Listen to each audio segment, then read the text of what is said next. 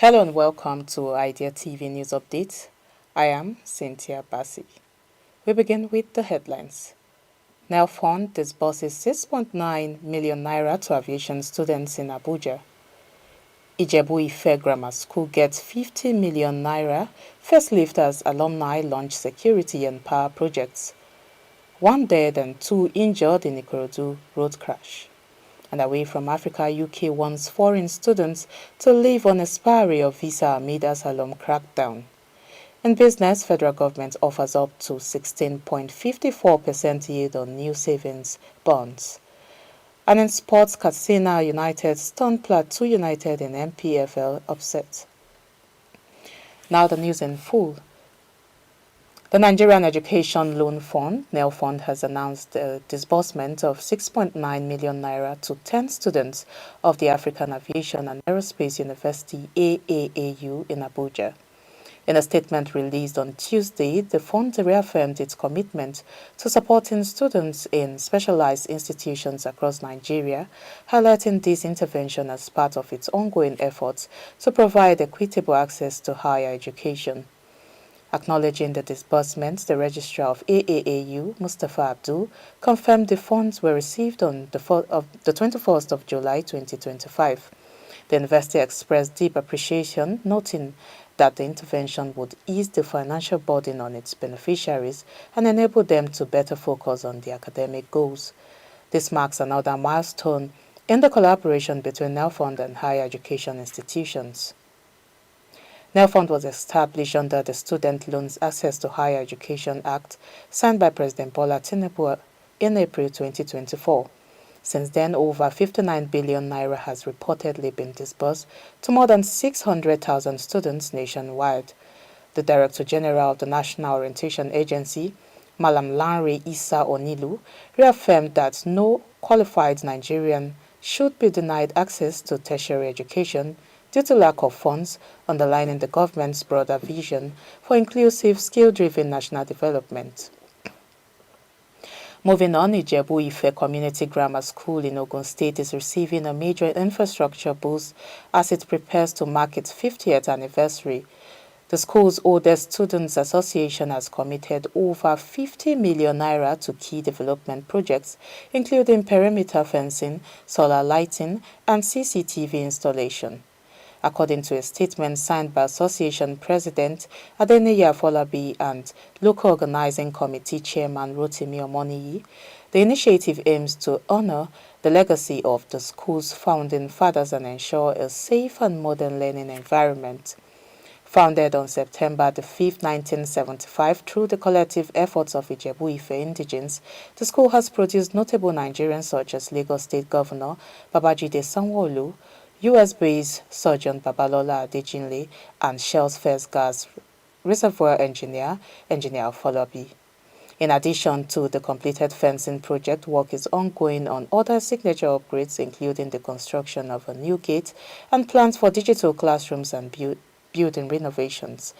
The Golden Jubilee celebrations will begin on Thursday, the 4th of September, with a courtesy visit to the Ajalorun of Ijebu-Ife, followed by health talks and free medical checks facilitated by alumni in the diaspora. The grand finale on Saturday, the 6th of September, will feature a keynote address by LASU's Tech Deputy Vice-Chancellor Dinloye Abiodun and the recognition of key personalities including Governor Sanwo-Olu and the school's founding visionaries. The theme for the celebration is Honoring the Past, Inspiring the Future. In other news, one person has been confirmed dead and 2 others severely injured following a tragic road accident on Tuesday along Idi-Iroko inward Ogolonto axis of Ikorodu Road in Lagos. The Lagos State Traffic Management Authority LASMA confirmed the incident in a statement by General Manager Olalekan Bakare Oki, released through the Director of Public Affairs Taofik Adebayo.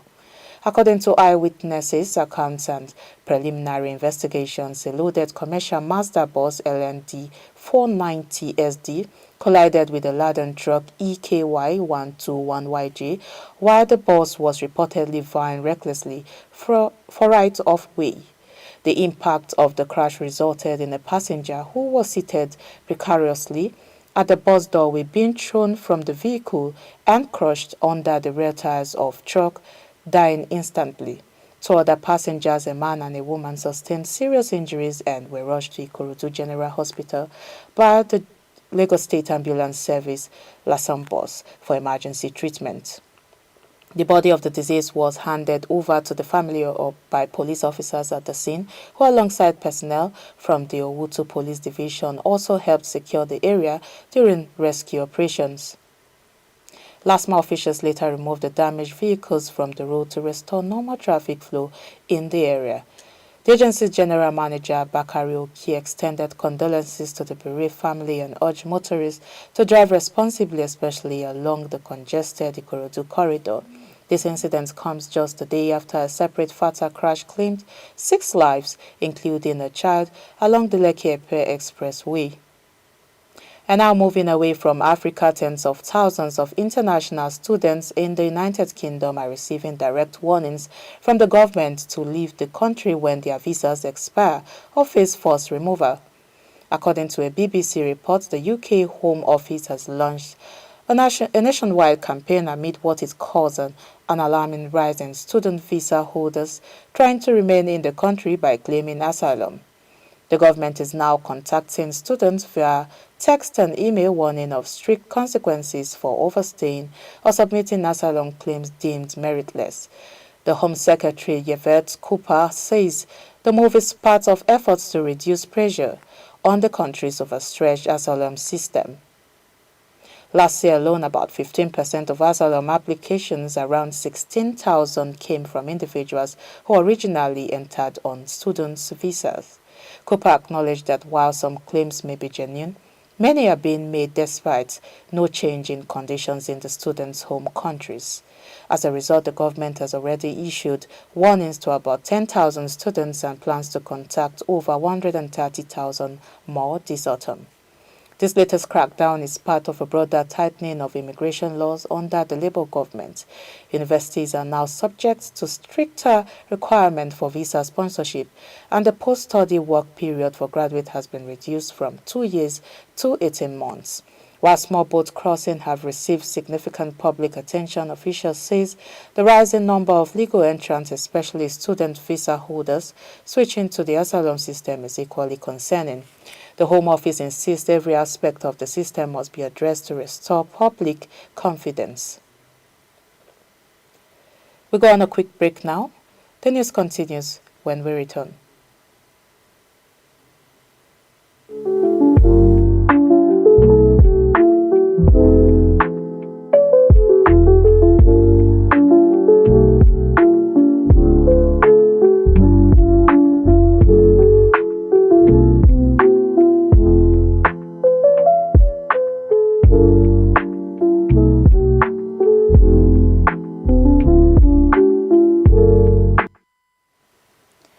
Welcome back. If you're just joining, this is the Idea TV News Update. Now the rest of the news. In business, the Dangote Cement PLC has extended its scholarship program to include 51 additional communities in the Oworo district of Kogi State. The announcement was made during a ceremony in Obanjana, where Plant Director Azad Nawabuddin said the gesture reflects the company's deep commitment to corporate social responsibility.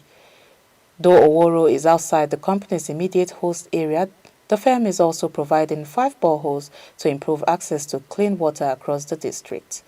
The scholarship scheme currently supports 50 students, 26 female and 24 male, with Dangote pledging to sponsor them through their academic journeys provided they maintain good academic standing.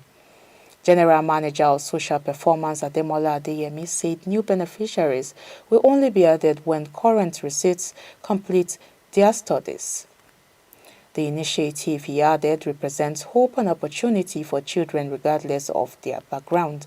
Community leaders, including the Olu of Apata, Oba Frederick Balogun, and Oworo Development Association President Alhaji Jibril Ibrahim, praised the company for its investment in education and development. Kogi State's Commissioner for Education, represented by Omolayo Bilikisu, commended the public-private partnership, while community leaders urged beneficiaries to take the opportunity seriously and strive for academic excellence. And now moving on to sport. In the Nigerian Premier Football League, Katsina United bounced back from an opening day defeat with a surprise 2-1 away win over Plateau United in Jos.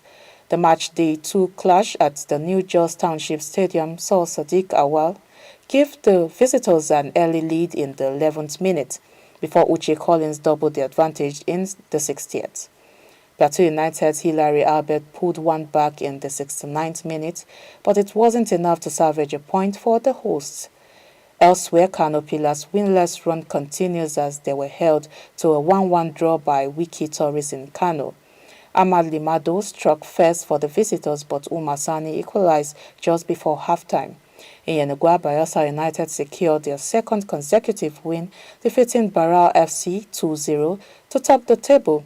Magbisa Wisdom and Eyong Ofoim were on target for the hosts, while Barao suffered their first loss in the top flight. In other MPFL fixtures, Nasarawa United edged Abia Warriors 1-0 thanks to a 10th minute strike by Leonardo Gochukwu. Rivers United beat Kwara United by the same scoreline in Port Harcourt, while Eyimba also secured a narrow win over Niger Tornadoes in Aba. Ekanemi Warriors and Ikorodu City played out a goalless draw in Lagos, and Warri Wolves continued their impressive start with a 2-0 win over Enugu Rangers. The final match day 2 game between Kun Khalifat and defending champions Remo Stars will be played today in Aba. And that's all we have for you on Idea TV News Update. But before we go, here's a recap of the headlines. We brought to you news that Nelfund disburses 6.9 million naira to aviation students in Abuja. We also brought to you news that Ijebu-Ife Grammar School gets 50 million naira facelift as alumni launch security and power projects. We brought to you news that 1 dead and 2 injured in a Ikorodu road crash. And away from Africa, UK wants foreign students to leave on expiry of visa amid Asylum Crackdown. In business, federal government offers up to 16.54% yield on new saving bonds. And lastly, in sports, Katsina United stunned Plateau United in NPFL upset. Do not forget to follow us across all our social media platforms at Idea Television. I am Cynthia Bassi. Thank you for watching.